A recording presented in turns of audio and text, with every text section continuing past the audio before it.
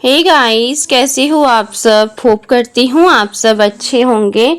आप सभी का स्वागत है प्रीति ऑल इन वन चैनल पर। दोस्तों, क्या आप जानते हैं कि हमारी रोज़मर्रा की ज़िंदगी में इस्तेमाल होने वाली कुछ खाने पीने की चीज़ें अगर गलत तरीके से या फिर ज़रूरत से ज़्यादा मात्रा में ली जाएं तो हमारे शरीर के लिए नुकसानदायक हो सकती हैं।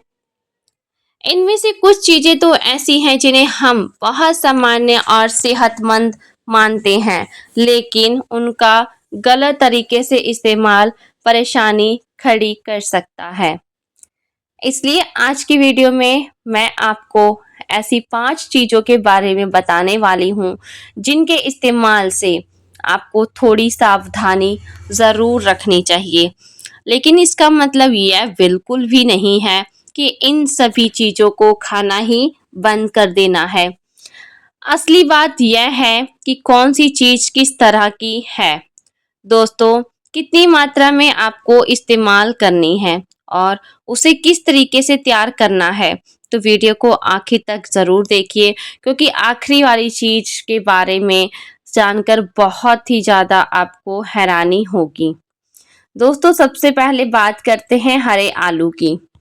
आपने कई बार देखा होगा कि घर में रखे हुए आलू का कोई हिस्सा हरा हो जाता है या कभी-कभी पूरा आलू ही हरे रंग का दिखाई देने लगता है।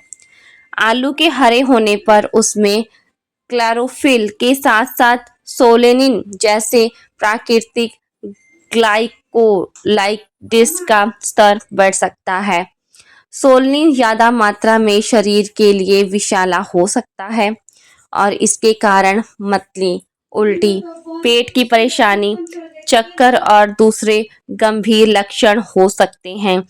इसलिए अगर आलू बहुत ज़्यादा हरा हो गया है या उसमें बहुत ज़्यादा अंकुर निकल आए हैं और वह खराब दिखाई दे रहा है, तो उसे खाने से बचना बेहतर है। अगर आलू के सिर्फ एक छोटे हिस्से का रंग हरा हुआ है तो उस हिस्से को पर्याप्त गहराई तक काटकर निकालना ज़रूरी है।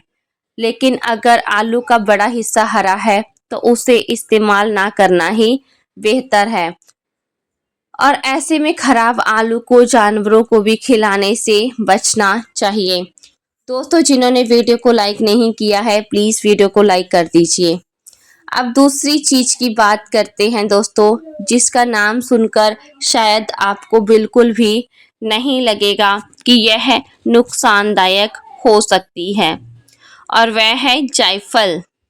जायफल हमारे यहाँ मसाले के रूप में इस्तेमाल किया जाता है और बहुत कम मात्रा में इसका इस्तेमाल सामान्य तौर पर किया जाता है। लेकिन समस्या तब हो सकती है जब कोई व्यक्ति इसे बहुत ज़्यादा मात्रा में लेने लगे। जायफल में मिरिस्टिसिन जैसे यौगिक पाए जाते हैं और अधिक मात्रा में इसका सेवन करने पर तंत्रिका तंत्र पर असर पड़ सकता है। इसके कारण चक्कर, मतली, घबराहट, उलझन और मानसिक स्थिति में बदलाव जैसे लक्षण हो सकते हैं। इसलिए जायफल को किसी घरेलू नुस्खे के नाम पर ज़्यादा मात्रा में खाना सही नहीं है।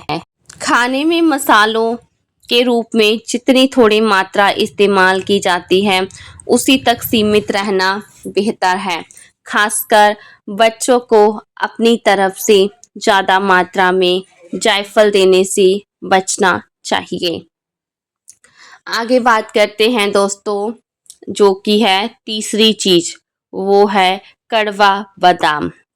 दोस्तों, बादाम को हम सभी सेहत के लिए अच्छा मानते हैं, लेकिन यहाँ एक बहुत ज़रूरी बात समझना ज़रूरी है कि मीठे बादाम और कड़वे बादाम एक जैसे नहीं होते।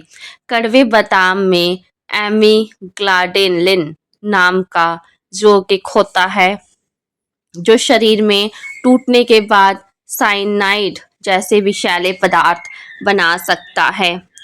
इसी वजह से कड़वे बादाम को सामान्य मीठे बादाम की तरह मुट्ठी भरकर खाना सुरक्षित नहीं माना जाता। अगर कोई बादाम असामान्य रूप से बहुत ज़्यादा कड़वा लगे तो उसे खाने की कोशिश बिल्कुल भी ना करें। खासकर बच्चों के मामले में ऐसी चीज़ों को लेकर किसी भी तरह का प्रयोग नहीं करना चाहिए। याद रखिए, मीठे बादाम पौष्टिक हो सकते हैं, लेकिन इसका मतलब यह नहीं है कि हर तरह के बादाम को किसी भी मात्रा में खाना सुरक्षित है।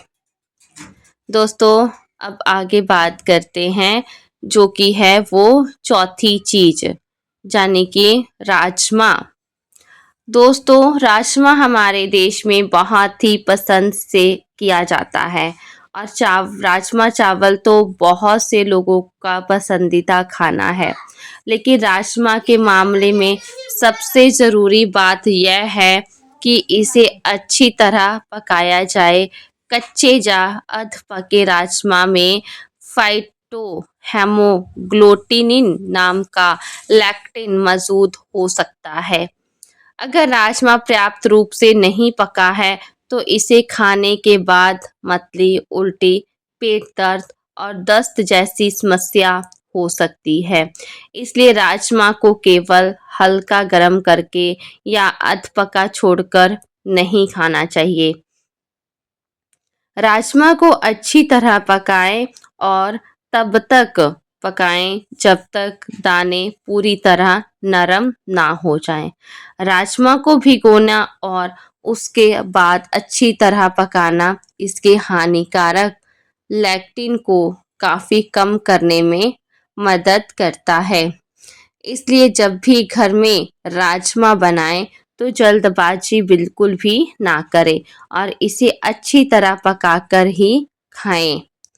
दोस्तों, आगे बात करते हैं पांचवी चीज की, और वो ही है आखिरी चीज है दोस्तों, जिसके बारे में जानकर आपको शायद सबसे ज़्यादा हैरानी होगी, और वह है ब्राउन राइस। ब्राउन राइस को आमतौर पर एक हेल्दी विकल्प माना जाता है क्योंकि इसमें चावल की बाहरी परत का ज़्यादा हिस्सा बचा रहता है और इसमें फाइबर भी अधिक होता है। लेकिन चावल की एक खास बात यह है कि इसमें आर्सेनिक की मात्रा दूसरे कई खाद्य पदार्थों की तुलना में अपेक्षाकृत अधिक हो सकती है।